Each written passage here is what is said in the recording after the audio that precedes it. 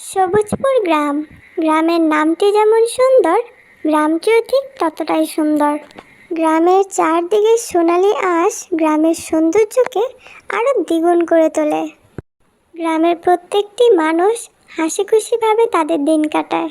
গ্রামের প্রতিটি ঘরে চলে হাসির আমেজ।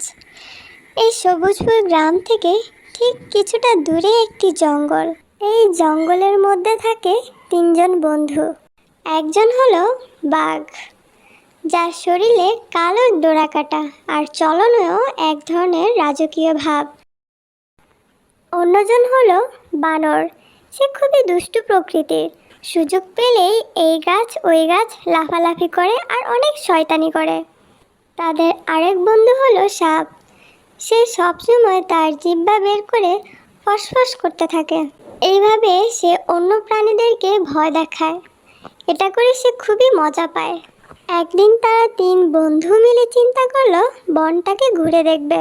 যেই কথা সেই কাজ, তিন বন্ধু একদিন একসাথে হলো আর তিনজনই চলল বন ঘুরে দেখার জন্য।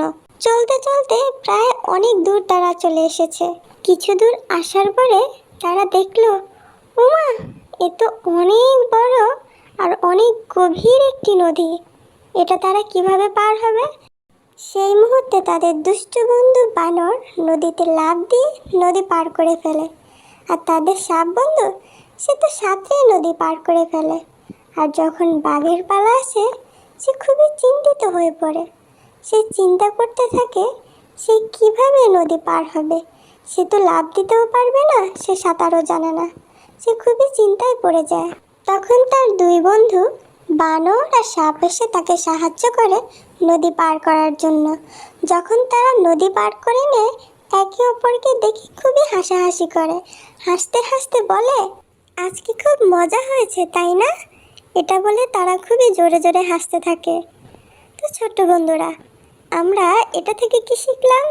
জীবনে অনেক বন্ধু নয়, এমন বন্ধু বানাও যারা তোমাদের বিপদেও সাহায্য করবে।